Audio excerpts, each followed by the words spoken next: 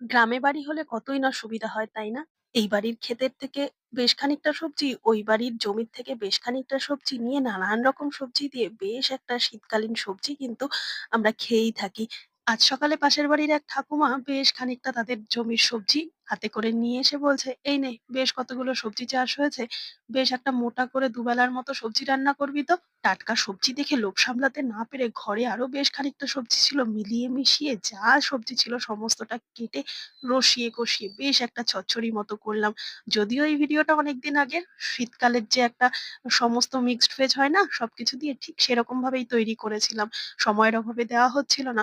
বেশ খানিকটা জল ছাড়া কষিয়ে এভাবে ভেজে সবজিটা রান্না করলাম। ব্যাস প্রায় 90% হয়ে গেছে। এবার বেশ মুঠো খানিকটা ধনেপাতা ছিটিয়ে আবারও নাড়াচাড়া করে এক বাটি তুলে নিয়ে এসে ঠাকুমাকে দিয়ে আসলাম।